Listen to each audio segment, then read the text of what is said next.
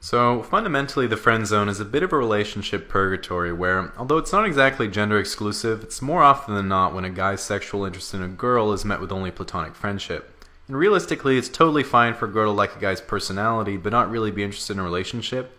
The trouble usually comes from the fact that a lot of the time, guys don't even realize they've been friend zoned. And this can happen for a lot of reasons, but sometimes, even though a girl might not be interested, a guy can misinterpret the signal she's giving off and get too attached. So if you're a girl, try to avoid being in the same room, looking in our general direction, or winking both eyes at the same time. And sometimes, if the guy really doesn't get it, you might have to clearly tell him that you're only friends, or he's probably going to end up with hurt feelings at one point or another. Like I was recently at Starbucks, and there's a really cute girl taking my order, so we chatted for a second, and she asked for my name to write on the cup. Then when I got my drink, I saw that my name had 2 hearts around it. And that was honestly one of the best feelings of my life, and I was about to say something when I saw that she also drew a couple of hearts for a guy named Aaron right behind me. Fucking slut. Now, I'm sure some of you are wondering if you're in the friend zone right now, and it usually progresses in stages, so you can see which one you might fall into.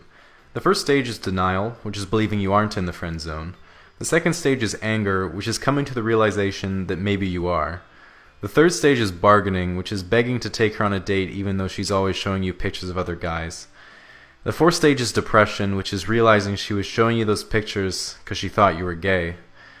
And finally, the fifth stage is acceptance, which is realizing that one of them's pretty cute and what do you have to lose? Now, the most important question of all is, can you get out of the friend zone? And interestingly, not too long ago, I was reading that a few psychologists at Penn State actually compiled a practical guide for men to get out of the friend zone. It looks like this. Of course, the first thing is identifying you're actually in the friend zone, then you execute the following steps. Step 1, be more attractive. It's worth mentioning while this guide is certainly effective, it can be kind of difficult to implement and at least takes a bit of time. So one last piece of advice I was given a while ago was if you're ever in doubt, ask the girl out. The logic being that she either says yes and that's great, or she says no and you have your answer.